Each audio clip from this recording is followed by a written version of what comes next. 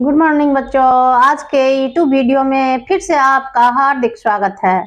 बच्चों, कल हम लोगों ने स्वर संधि का पहला प्रकार दीर्घ संधि के विषय में जाना था और आज फिर से हम लोग उसके दूसरे प्रकार की चर्चा करेंगे, जिसमें स्वर संधि का दूसरा प्रकार जो है वह गुण संधि है।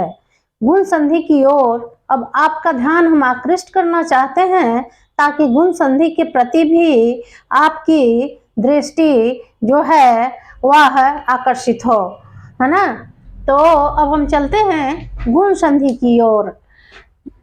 बच्चों, गुण संधि का नियम है आकार या आकार के बाद यदि ह्रस्व या दीर्घ ई उ या री रहे तो अ ई ए में परिवर्तित होता है, अ उ औ में परिवर्तित हो जाता है और अ के बाद यदि री रहता है तो वह अर में परिवर्तित हो जाता है।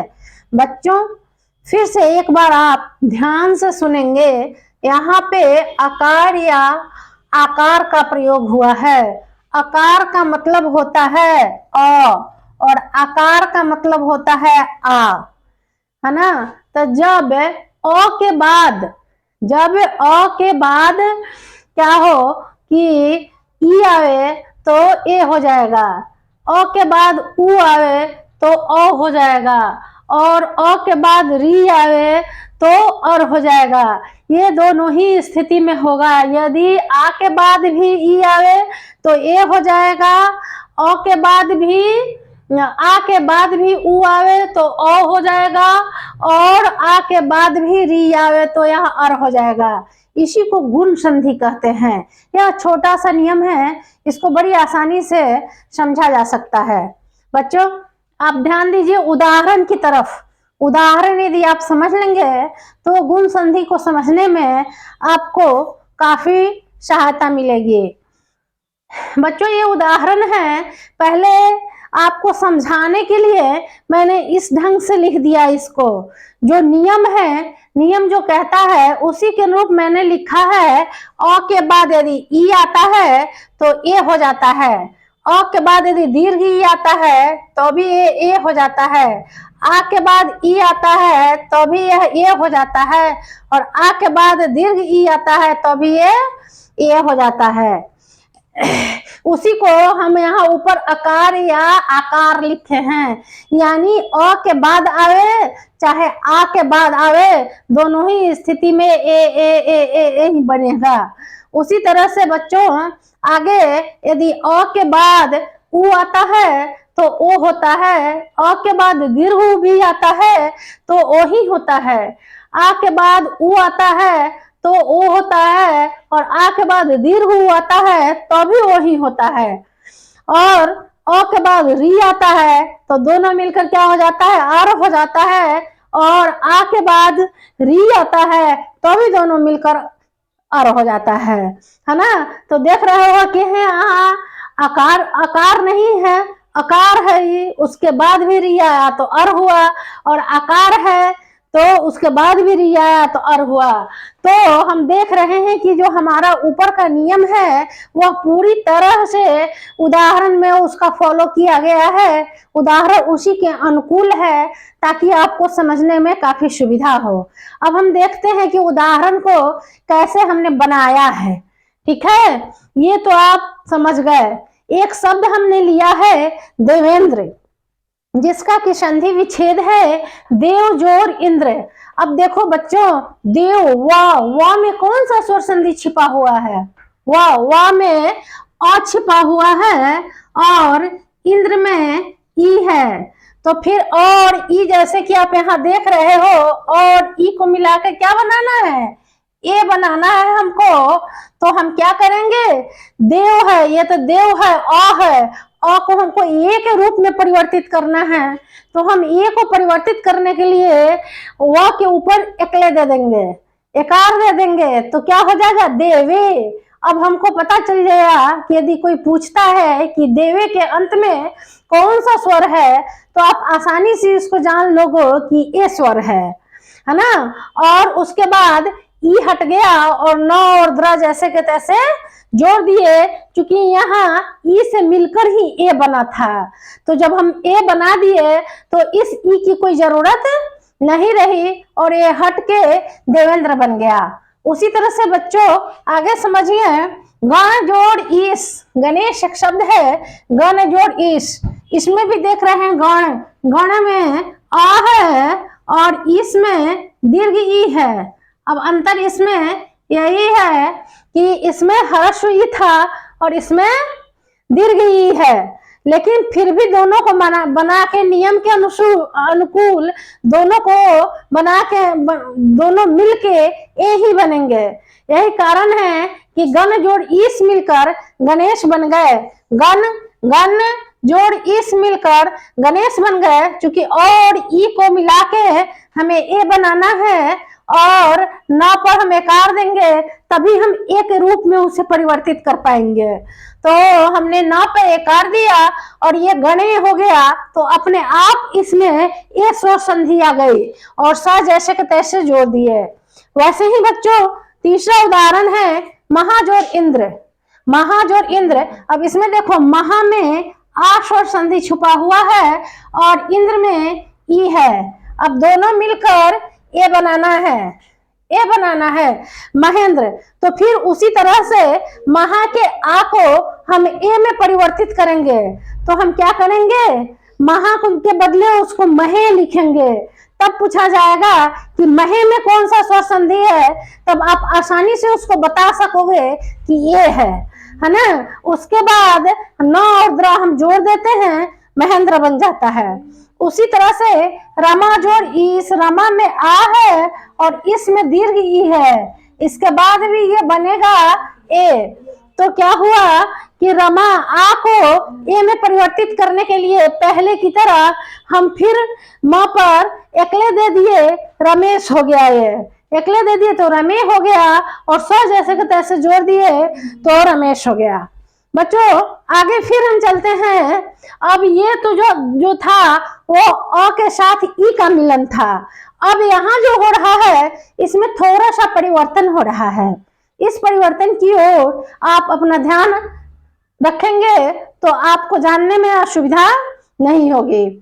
अ जोड़ उ बराबर ओ होता है, अ जोड़ दीर्घ उ बराबर भी ओ होता है और आ जोड़ उ बराबर भी ओ होता है और आ जोड़ दीर्घ उ बराबर भी ओ ही होता है।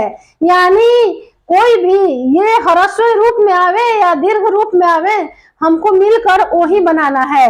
अ में भी ह्रस्व आवे चाहे दीर्घ आवे, दोनों को मिला के हमें ओ ही बनाना है, जो कि हमारा नियम कहता है। तो देखो इसमें पहला नियम है, पहला शब्द हमने लिया है वीरोचित, वीर जोड़ उचित। वीर र में अ है और उचित में उ है, हमको क्या बनाना है, ओ बनाना है। यहाँ ओ तो हमने क्या किया, वीर को वीरो कर दिया, वीर को वीरो कर दिया और चित जैसे के तैसे जोड़ दिया, वीरोचित हो गया। और उसी तरह से एक दूसरा उदाहरण है नवोढ़ा, नवोढ़ा जिसका संधि विच्छेद होता है नव जोड़ उढ़ा। नव में आप देख रहे हो कि फिर अ है और उढ़ा में दीर्घ उ है, लेकिन हमको क्या बनाना है, ओ बनाना है। यही कारण है कि नव को हम नवों में बदल दिए, यानी ओ ला दिए और ढा जैसा के तैसा जोड़ दिए उसमें, तो वह नवोढ़ा बन गया। उसी तरह से आ में उ को भी जोड़ेंगे तो एक शब्द है महोत्सव, जिसका संधि विच्छेद होता है महाजोड़ उत्सव। महा में आ है और उत्सव में उ है, तो हम क्या करेंगे, दोनों को मिला के हमको वो में परिवर्तित करना है, इसलिए महा को हम महो में परिवर्तित कर देंगे, महो में परिवर्तित कर देंगे और लास्ट का त सा व जोड़ देंगे, तो वह महोत्सव का शुद्ध रूप हमारे सामने आ जाएगा। बच्चों उसी तरह से आ में दीर्घ की मात्रा है और उसको भी जोड़कर ओ ही बनना है। तो इसमें क्या है, मैंने एक शब्द लिया गंगोर्मी, जिसका संधि विच्छेद होता है गंगा जोड़ उर्मी, गंगा जोर उर्मी। अब गंगा में देख लो आप कि आ है और उर्मी में दीर्घ ऊ है, लेकिन फिर भी हमको बनाना है ओ ही उसको। तो हम क्या किए, गंगा को ओ बनाने के लिए गंगो कर दिए, गंगो ओ कर दिए, और मी जैसे की तैसे जोड़ दिए। ये क्या बन गया, गंगोर्मी। उसी तरह से बच्चों अ में री का मिलन जब होता है तो वह अर बनता है, जैसा कि ऊपर नियम में भी बताया गया है, अ प्लस री इज इक्वल टू अर। इसी नियम के तहत अ में री मिलता है तो यह अर बनता है। तो इसके लिए भी मैंने एक उदाहरण लिया, देवर्षि, देव जोर ऋषि। तो देव में अ है और ऋषि में री है, तो दोनों को मिलकर हमको बनाना क्या है, अर बनाना है। यही कारण है कि देवर्षि को पहले हम देवर में बदल दिए और सी जैसे के तैसे जोड़ दिए, क्योंकि देवर लिखेंगे तभी क्या होगा कि अर की पुनरावृत्ति उसमें होगी, अर की ध्वनि आएगी, तब वो सही से हम समझा जाएगा। आगे आ जो री, यानी ये अ के साथ री था और यहाँ आ के साथ री है, तो अर बनाना है इसको। फिर ये महाजोर ऋषि, फिर इसमें आ है और इसमें री है, तो इसको भी हमको अर के रूप में परिवर्तित करना है। इसलिए यहाँ भी महर किए, उसके बाद सी जोड़ दिए, महर्षि बन गया। बच्चों अब मुझे लगता है कि यहाँ तक आप लोग समझ गए होंगे। अब पॉज करके आप लोग इसको लिख लें। अब उम्मीद है बच्चों आप लोगों ने लिख लिया होगा, तो आगे हम चलते हैं उसी के अगले पार्ट की तरफ, वृद्धि संधि। तो वृद्धि संधि का नियम है, जब अ या आ के बाद ए अथवा ए रहे तब दोनों का ए, और जब अ या आ के बाद आ या अ रहे तो दोनों का अ हो जाता है। यही वृद्धि संधि है, वृद्धि संधि का यही नियम है। ठीक है, इस नियम के आधार पे बच्चों ये देख सकते हैं, इसको जब आप देखेंगे तो आपको पूरी तरह से बात समझ में आ जाएगी। अ जोर ए, यानी पहले शब्द का जो अंतिम वर्ण है वह अ होगा और दूसरे शब्द का जो प्रथम वर्ण है वह ए होगा। ऐसी स्थिति में दोनों को जोड़कर हमें ए बनाना है।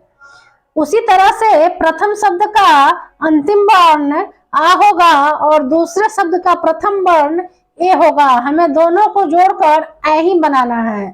इसी तरह से अ के बाद यदि ओ आता है तभी हमको अ बनाना है, और आ के बाद ओ आता है तभी हमको ओ बनाना है। अ के बाद ओ आएगा तो भी ओ बनेगा, और आ के साथ ओ आएगा तो भी ओ बनेगा। अब उदाहरण के रूप में आप इसे देख लीजिए, मैंने एक शब्द लिया है एक कैक, तो इसका जो है संधि विच्छेद होता है एक जोर एक। अब यहाँ आप देख रहे हैं एक क में जो क्या है अ स्वर है, और उसके बाद यह ए आया है, तो दोनों मिलकर क्या हो जाएगा, हमको बनाना है है ना। तो हम एक में कौन सा परिवर्तन करें कि ए स्वर उसमें आ जाए, तो हम क्या करते हैं, कै पे जो है औकार की मात्रा दे देते हैं, एक कै, तब यहाँ आराम से हम ए का उच्चारण कर सकते हैं और क जैसे के तैसे जोड़ देते हैं, तो वह बन गया एक। उसी तरह से बच्चों सदा जोड़ एवं, सदा में जो है आ है और एवं में जो है ए है, और उसको हमें फिर से क्या बनाना है, ए बनाना है, ए बनाना है। तो हम क्या करेंगे, सदा को सदैव कर देंगे, यानी सदा पे औकार की मात्रा लगा देंगे तो उसमें ए ध्वनि जो है अपने आप आ जाएगी, और वह जैसे के तैसे हम जोड़ देंगे तो यह सदैवा बन जाएगा। उसी तरह से ये एक उदाहरण है जलौध, जिसको हम जल जोड़ औध, इसका संधि विच्छेद करते हैं। जल में अ है और औध में ओ है, ये दोनों मिलकर औ बनाना है हमें। तो जल को हम औकार की मात्रा दे देते हैं उसमें, तो क्या होता है, जलौध बन जाता है। उसी तरह से महाजोर औदार्य, महोदार्य है, महा का आ और औदार्य का औ दोनों को मिला के हमको ओ बनाना है, इसलिए महा को हम ओ में परिवर्तित करिए, महो और दर्य जैसे के तैसे जोड़ दिए। उसी तरह से परम जोर औषध, परम औषध, इसमें भी परम में अ है और ये ओ है, तो हमको दोनों मिला के ओ बनाना है। तो परम को हम ओ में बदलने के लिए परमो कर दिए और शौ और धार जैसे के तैसे जोड़ दिए, परमौषध हो गया। उसके बाद बच्चों महाजोर औषध महौषध है, जैसे आप देखे हैं परमौषध है, बस उसी का सेम रूप जो है यहाँ महौषध है। तो इसका हम संधि विच्छेद करेंगे, महाजोर औषध यानी महौषध, महा में आ है और इसमें अ है, लेकिन बनाना तो हमको अ ही है, इसलिए महा को हम अ में परिवर्तित किए, महो श जैसे के तैसे जोड़ दिए। बच्चों आज का वीडियो यहीं समाप्त होता है। आप इसको देखते रहें, इससे लाभ उठाते रहें और पूरी वीडियो देखने की कोशिश करें, ताकि आपको जो है पूरा ज्ञान मिल पाए। और जो दर्शक इसे देख रहे हैं, जिन्होंने चैनल को सब्सक्राइब नहीं किया है, उनसे मेरा हार्दिक निवेदन है कि वे चैनल को सब्सक्राइब करें, लाइक करें और बेल आइकन को प्रेस करें, ताकि हमारा नोटिफिकेशन जो है उन्हें मिलता रहे और वे उससे लाभान्वित होते रहें। अंत में बच्चों के लिए मैं ये कहना चाहूंगी कि शायद हाथों की लकीरें मंजिल तक न पहुंच पाए, शायद हाथों की लकीरें मंजिल तक न पहुंच पाए, मगर आपकी मेहनत जरूर रंग लाएगी, जरूर रंग लाएगी। बच्चों हार्दिक धन्यवाद।